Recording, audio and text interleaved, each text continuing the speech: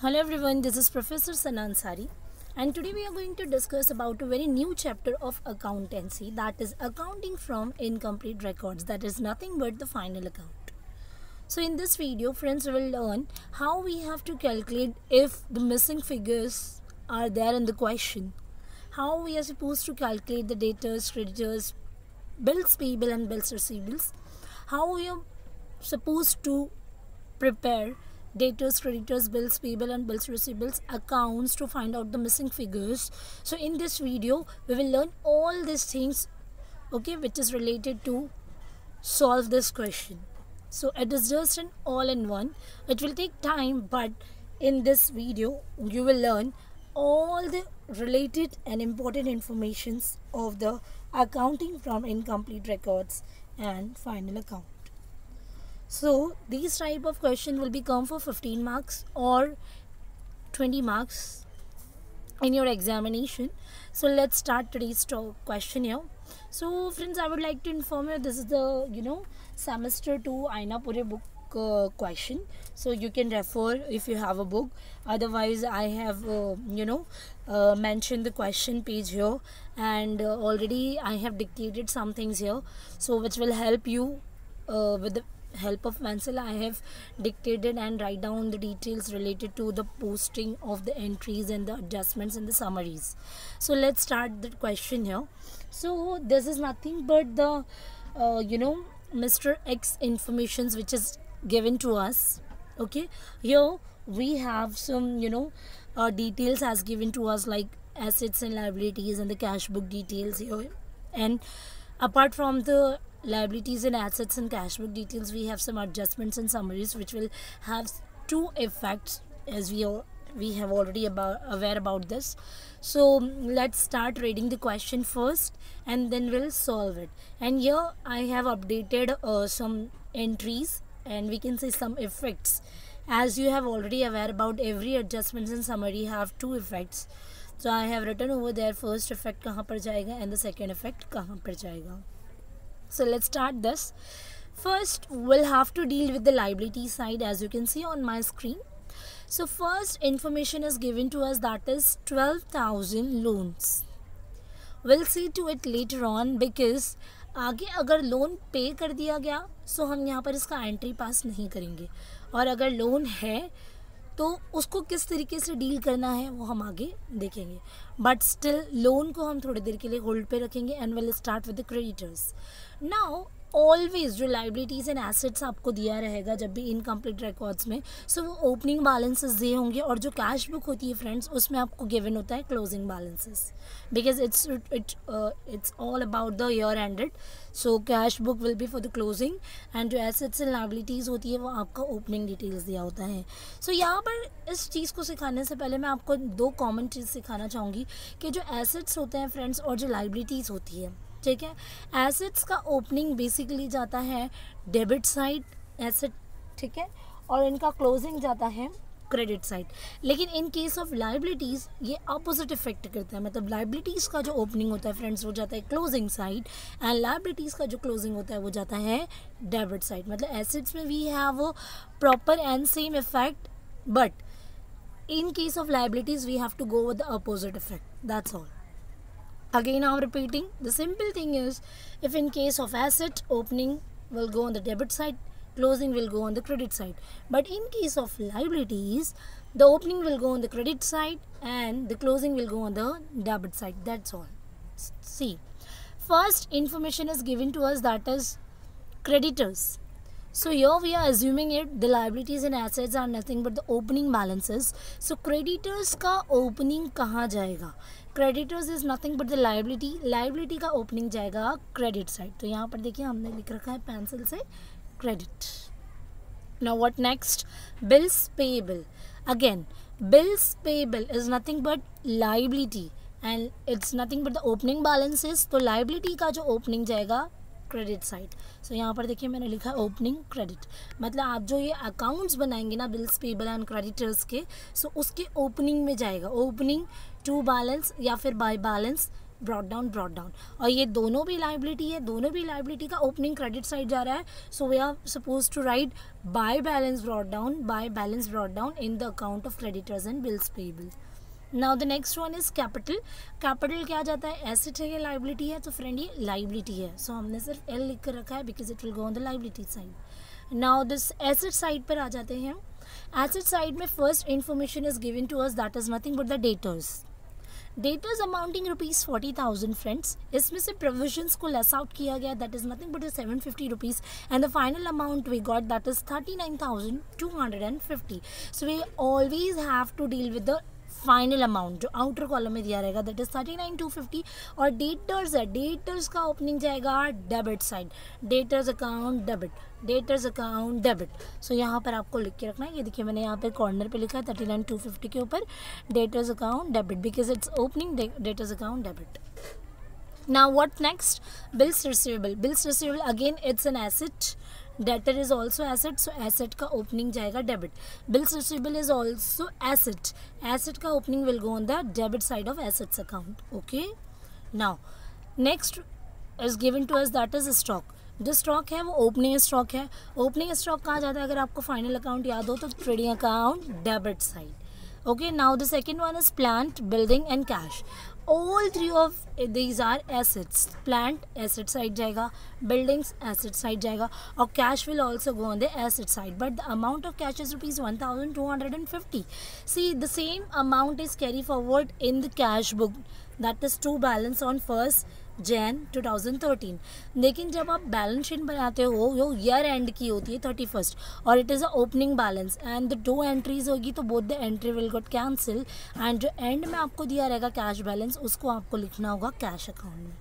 ठीक है, सो चलिए आगे प्रोसीड करते हैं. कैश बुक पर आ जाते हैं. पहला अमाउंट आपको दिया हुआ है बैलेंस वाला, जो मैंने कहा कि कैंसिल होगा. नेक्स्ट इज तो amount received from debtors, amount received from debtors. So debtors के अकाउंट से पैसा चला जाएगा, क्योंकि पैसा हमको किससे मिल रहा है, डेटर से. Amount received from the debtors account, so debtors के अकाउंट से पैसा गया, so it will go on the debtors account credit side.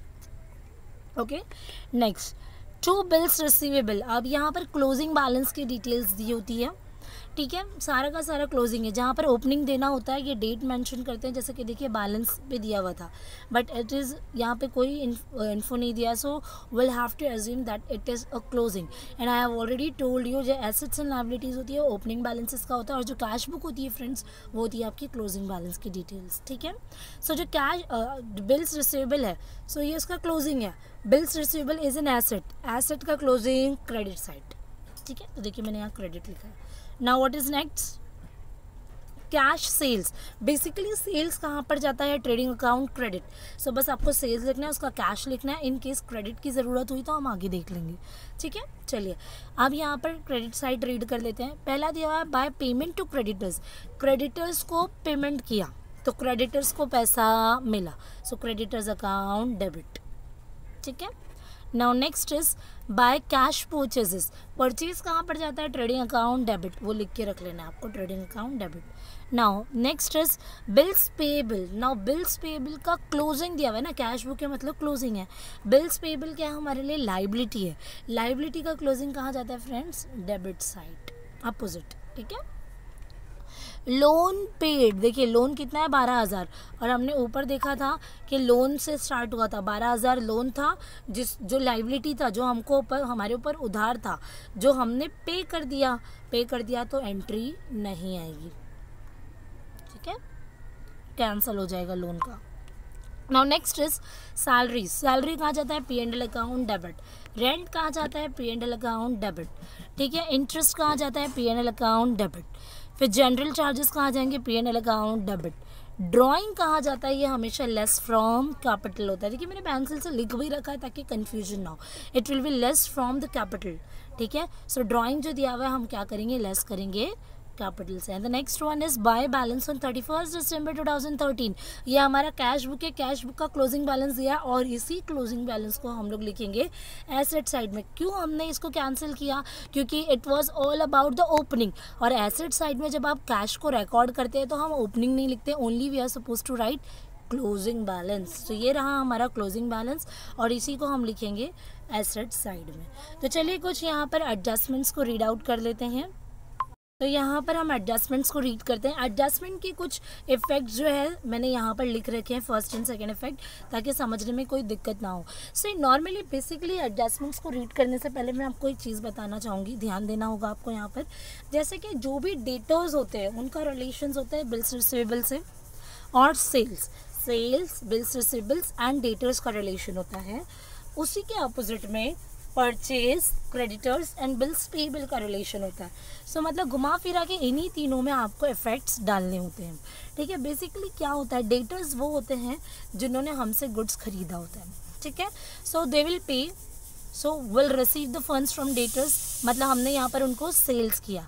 And the second thing is they can do payment via bill also, मतलब they can do bill also, bill दे देंगे, they can give us to bill, बाद में amount आपका receive हो जाएगा। So that is nothing but called bills receivable, as it is the scenario as the same for the bills payable and the creditors. Creditors वो होते हैं friends जिनको आपने सप्लाई किया है और उनसे आपको पैसा मिलने वाला है, आपको उनसे पैसा लेना है, ठीक है। सो वो होते हैं आपके क्रेडिटर्स, ठीक है। आप उनसे जो पैसा लोगे, ठीक है, तो यहाँ पे बिल भी हो सकता है, बिल्स पेएबल आप दे सकते हो कि पे करना होगा, बिल के थ्रू भी आप यहाँ पे डील कर सकते हो डील। और एक होता है आपका परचेज, मतलब उन लोगों ने आपसे परचेज किया। सो आपको बेसिकली जानना है यहाँ पर जो इन्फॉर्मेशन होती है, ठीक है। सो सबसे पहला जो इन्फॉर्मेशन आपको दिया हुआ है वो आप यहाँ पर देख सकते हैं स्क्रीन पे। फर्स्ट है टोटल परचेज, ठीक है। पहले यहाँ पर आपको एडजस्टमेंट में दिया हुआ है टोटल परचेज। टोटल परचेज अभी आपने देखा होगा ऊपर आपको इन्फॉर्मेशन दी हुई थी कैश परचेज की, मतलब ये जो टोटल परचेज है ना उसमें से एक होगा क्रेडिट, मतलब कैश और क्रेडिट को मिला के मिलता है आपको टोटल परचेज, ठीक है। नेक्स्ट है आपका टोटल सेल्स। टोटल परचेज के दो इफेक्ट जाएंगे। टोटल परचेज क्या, परचेज तो आप जानते हैं ट्रेडिंग अकाउंट डेबिट। सो पहला इफेक्ट जाएगा ट्रेडिंग अकाउंट डेबिट, और दूसरा इफेक्ट जाएगा, अभी मैंने आपको बताया था परचेज एंड क्रेडिटर्स का रिलेशन होता है, क्योंकि क्रेडिटर्स वो होते हैं जिनको हमने दिया होता है प्रोडक्ट और वो आपसे परचेज करने वाले हैं, ठीक है। सो वो परचेजेस होते हैं। तो ट्रेडिंग अकाउंट के अगर डेबिट साइड में इफेक्ट जा रहा है तो क्रेडिटर्स के क्रेडिट साइड में इफेक्ट चला जाएगा, ठीक है। नेक्स्ट है आपके पास टोटल सेल्स। टोटल सेल्स कहाँ जाता है आपको बेसिकली पता है, इसका पहला इफेक्ट जाएगा आपका क्रेडिट साइड का। किसके क्रेडिट, ट्रेडिंग अकाउंट क्रेडिट। अब मैंने आपको बताया सेल्स का रिलेशन किससे होता है, डेटर्स से। अगर ये ट्रेडिंग के क्रेडिट में तो डेटर्स के डेबिट में आ जाएगा। only the opposite effect, nothing. Then we have discount allowed to customers. Customers को डिस्काउंट अलाउ किया, ये आप ऑलरेडी जानते हैं कि डिस्काउंट अलाउ कहा जाता है P&L अकाउंट डेबिट, ठीक है। अगर P&L अकाउंट डेबिट जा रहा है और डिस्काउंट किसको अलाउ किया, कस्टमर्स ना, कस्टमर्स मतलब डेटर्स। सो P&L के अगर डेबिट में तो डेटर्स के कहाँ जाएगा, क्रेडिट। तो ये देखिए P&L का डेबिट, डेटर्स का credit. As it is we have discount allowed by creditors. अब ये भी डिस्काउंट अलाउड है, डेटर्स को किया तो डेबिट आ जाता है कभी भी, बट क्रेडिटर्स को करेंगे तो P&L के क्रेडिट में जाएगा। ये देखिए P&L का क्रेडिट, और डिस्काउंट अलाउड टू क्रेडिटर्स है ना, सो क्रेडिटर्स का डेबिट हो जाएगा, क्योंकि एक इफेक्ट तो क्रेडिट में जा चुका है तो दूसरा will definitely go on the debit side. Now the next one we have that is nothing but bills receivable. Bill receive किया तो बिल्स रिसीवेबल अकाउंट डेबिट, ठीक है, बिल्स रिसीवेबल अकाउंट डेबिट। और दूसरा कहाँ जाएगा आपका, ये देखिए यहाँ पर आप देखोगे। सो पहला आपका है बिल्स रिसीवेबल अकाउंट डेबिट। अब बिल्स रिसीवेबल का रिलेशन किससे होता है, डेटर्स, सो डेटर्स का क्रेडिट, इजी ट्रिक, ठीक है। Then we have bills payable. Bills payable मतलब कि ये आपका रहेगा बिल्स पेएबल के क्रेडिट में जाएगा पहला, क्योंकि ये लाइबिलिटी है। सो बिल्स पहला इफेक्ट जाएगा बिल्स पेएबल के क्रेडिट में, और दूसरा ये बिल्स पेएबल, इसका रिलेशन किससे होता है, क्रेडिटर्स। सो अगर एक क्रेडिट साइड जा चुका है तो क्रेडिटर्स के डेबिट, ठीक है। नेक्स्ट स्टॉक दिया हुआ है, क्लोजिंग स्टॉक दिया हुआ है। क्लोजिंग स्टॉक के दो इफेक्ट जाते हैं, एक तो ट्रेडिंग अकाउंट क्रेडिट और दूसरा एसेट साइड। नेक्स्ट है आपके पास owing for outstanding expenses. Outstanding expenses पे फोकस कीजिए। एक्सपेंसेस कहाँ रिकॉर्ड होते हैं, P&L अकाउंट डेबिट, ठीक है। सो P&L अकाउंट डेबिट पे आप आउटस्टैंडिंग एक्सपेंसेस को रिकॉर्ड तो करेंगे, लेकिन इसका जो दूसरा इफेक्ट जाएगा जस्ट बिकॉज इट्स एक्सपेंस, ठीक है। सो यहाँ पर देखिए पहला इफेक्ट मैंने लिखा है P and L account debit, दूसरा जाएगा लाइबिलिटी, बिकॉज हमने पे करना है, पैसा जाएगा, so it will be considered as liability. Next one we have commission earn by the firm but not received. Commission earn किया मतलब इनकम रिसीव्ड हुआ. इनकम को हम कहाँ रिकॉर्ड करते हैं? ट्रेडिंग अकाउंट के क्रेडिट साइड में. ठीक है, सो यहाँ पर देखिए, सॉरी पी एंड एल के क्रेडिट में, ये रहा पी एंड एल क्रेडिट. और इनकम मिलेगा तो पैसा हमारे पास आएगा, जिसे हम एसेट कंसिडर करेंगे, तो दूसरा इफेक्ट जाएगा एसेट साइड. ठीक है, इसके बाद आप देख सकते हैं फ्रेंड्स, आपको क्या इन्फॉर्मेशन दी हुई है? Provide 5% reserve for doubtful debts and 2.5% for discount on debtors. आपको यहाँ पर क्या है? आरडीडी और डिस्काउंट दिया हुआ है. So reserve for doubtful debts ये क्या होता है? सबसे पहले तो लेस फ्रॉम डेटर्स होगा, डिस्काउंट भी लेस फ्रॉम डेटर्स होगा, और इन दोनों का दूसरा इफेक्ट जाएगा P and L account debit. ठीक है, then we have last depreciate building by 2.5% and plant by 5%. देखिए 90 जो मार्च में आपको ये क्वेश्चन अडेप्टेड है ऑलरेडी. ठीक है, नाउ सो यहाँ पर मैंने क्या लिखा है? Depreciation on building and plant क्या आएगा? दोनों भी first effect less from asset, दूसरा पी एंड एल के डेबिट. सो यहाँ पर हमने क्वेश्चन को फ्रेंड्स रीड कर लिया है ना. हमारा सिर्फ इतना काम है कि अब हमने इसको, ये सारी डिटेल्स को क्या करना है? पुट ऑन करना है. ठीक है, तो चलिए let me erase all the things, let's start the solution. So सबसे पहले in the books of X, because आपको ऊपर दिया हुआ था एक्स, तो यहाँ लिखेंगे in the books of x.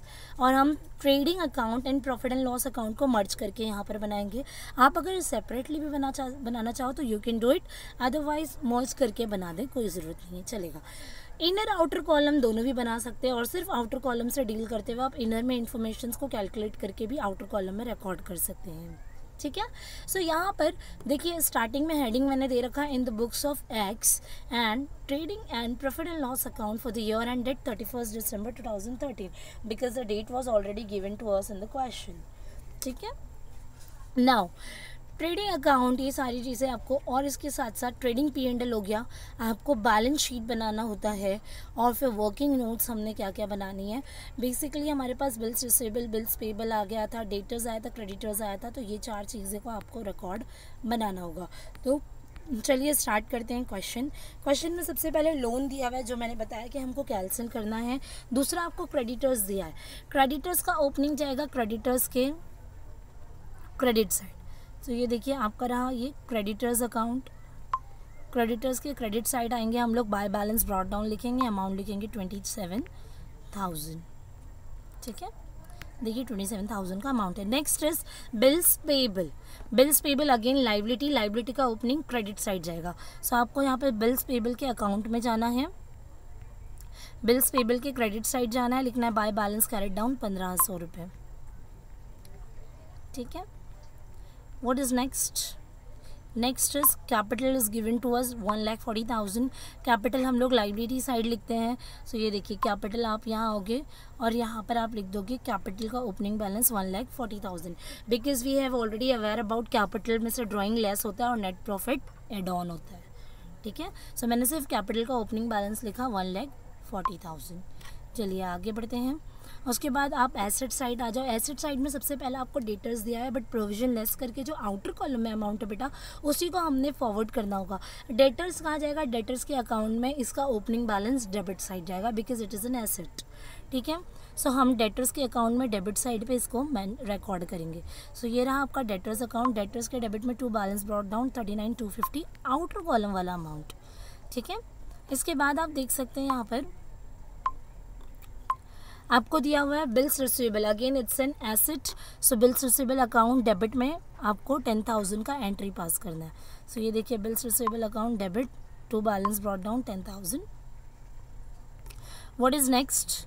Next is stock. Opening stock दिया हुआ है, कितने अमाउंट है? 45,000. आप यहाँ पर आओगे ट्रेडिंग अकाउंट में, आप लिखोगे opening stock 45,000.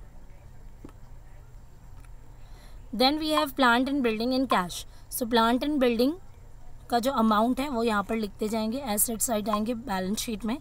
Plant and machinery 30,000 out. इसको मैंने इनर में इसलिए लिया है बिकॉज यहाँ पर डेप्रिसिएशन होगा, बिल्डिंग में भी डेप्रिसिएशन होगा. और कैश का अमाउंट, कैश हेडिंग डाल देंगे, अमाउंट हम बाद में लिखेंगे. ठीक है, चलिए अब यहाँ पर आपको कैश बुक पे आना है। कैश बुक में सबसे पहले दिया हुआ है बैलेंस 1 Jan 2013 का, जो यहाँ पर कैंसिल हो जाएगा बिकॉज 2 बार एंट्री है यहाँ पे, ठीक है। Next is to amount receive from debtors. Amount receive किया डेटर्स से, डेटर्स के अकाउंट से पैसा जाएगा, सो डेटर्स अकाउंट क्रेडिट कितना है 1,72,000। सो इसको कैश करके हम यहाँ पर अपडेट करेंगे, बाय कैश 1,72,000, ठीक है। Now what next, bills receivable. Bills receivable का क्लोजिंग बैलेंस दिया है, बिल्स रिसीवेबल एसेट है, एसेट का क्लोजिंग क्रेडिट साइड जाएगा, ठीक है। सो बिल्स रिसीवेबल में आपको आना है और यहाँ पे इसका क्लोजिंग लिख देंगे 35,000, ठीक है। नाउ कैश सेल्स आपको दिया है, मतलब आपका सेल्स बेसिकली हम जानते हैं कि सेल्स जाता है ट्रेडिंग अकाउंट की क्रेडिट साइड में, हेडिंग डालना है, उसमें से कैश का आपको लिख देना है 24,500, क्रेडिट के लिए स्पेस छोड़ देना है, ठीक है। Then what next, payment to creditors. Payment to creditors करेंगे आप यहाँ पर अगर,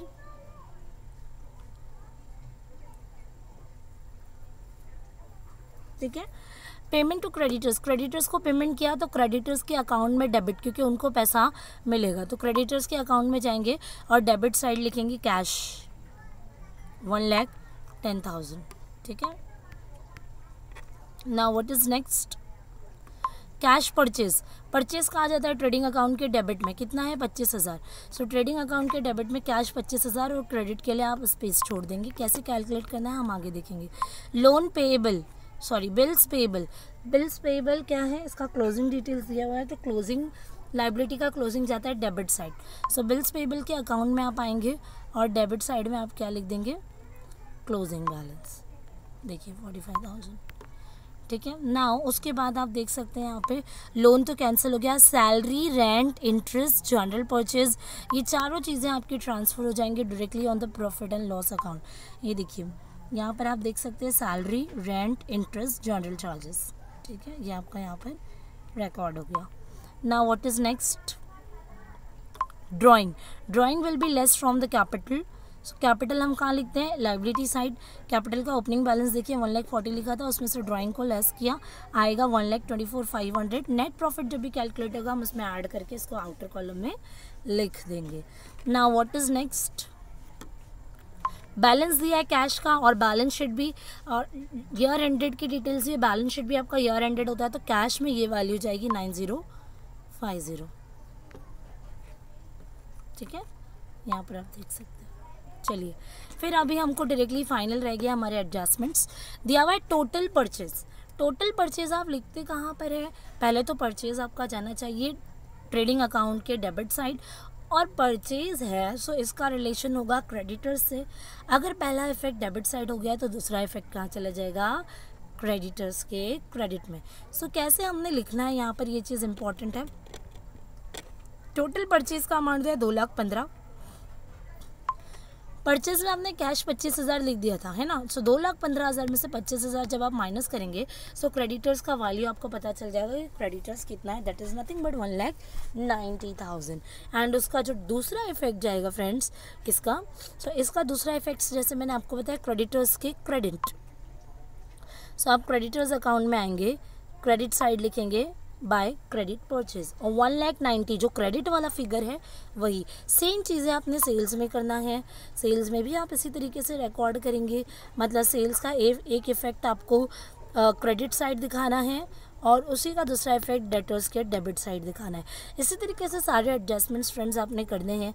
दो मेन इंपॉर्टेंट एडजस्टमेंट्स जो नीचे P&L के हैं और इसके अलावा जो RDD एंड डिस्काउंट है वो मैं आपको समझा देती हूँ। बाकी सारे जो एडजस्टमेंट्स हैं वो मैंने यहाँ पे लिखा दिए हैं, इसके अकॉर्डिंगली आपको एंट्री पास ऑन करनी है, दैट्स इट। बस क्रेडिट परचेज एंड सेल इसलिए मैंने बताया कि अमाउंट कौन सा लेना है वो आपको समझ में आना चाहिए।